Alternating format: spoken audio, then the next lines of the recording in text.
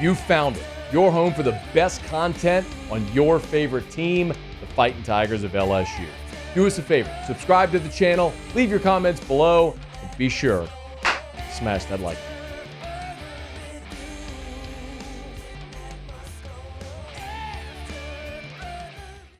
So 2 LSU players hit the portal on Tuesday.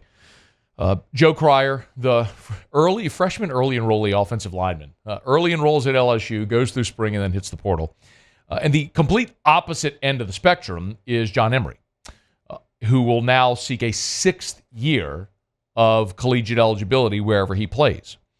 And I kind of pen to paper was looking at this earlier and how John Emery was eligible, because my assumption was that John Emery was out of eligibility. Look, he played as a freshman in 2019. The COVID year was a free year for everybody, right? 2021 was when he was academically ineligible, and you don't get to use a redshirt year, so that you burn a year of eligibility. So it's 2 years of eligibility. He obviously played 11 games in 2022, the first year Brian Kelly was here, and then this season came back and played in 7 games. Of course, he was injured against Florida, but that's his 4 years. So John Emery is technically out of eligibility.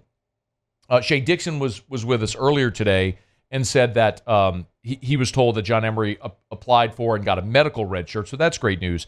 I was also told there is an appeals process whereby if you lose a year of eligibility for an academic suspension, if you graduate, you can appeal to get that year back as a graduate player.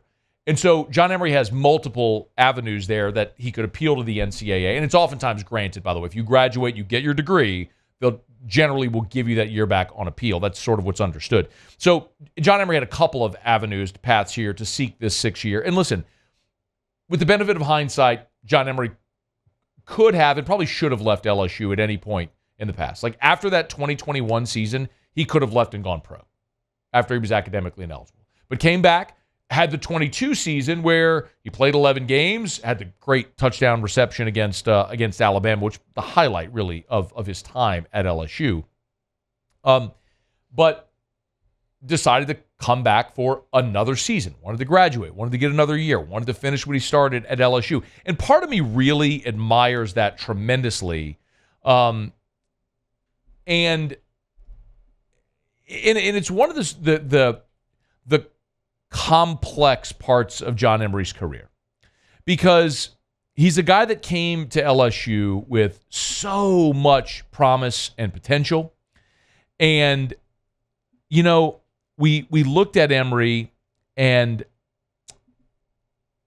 as a 5-star, number 1 running back in the country, came to LSU, and we thought, like, he's going to be the next Fournette. He's going to be that guy that that is the 3 years to the NFL first-round draft pick. And because of injuries and academics, it didn't play out that way.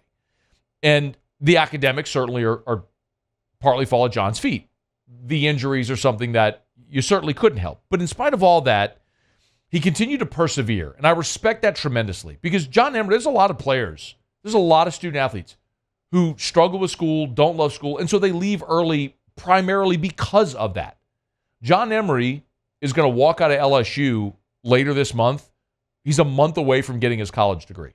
After being academically ineligible for costing him an entire season, after missing the start of this season working on academics, he's still there trying to get across the finish line. And I think that is admirable and deserves to be recognized. Not the fact that he dug himself that hole academically, but that he could have walked away at any point, but has continued to come back and say, I'm going to stick this out.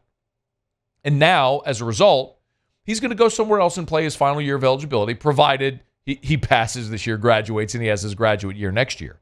And he's coming off a torn ACL, and had he stayed at LSU coming off the ACL, same thing with Logan Diggs, who'd been coming off an ACL.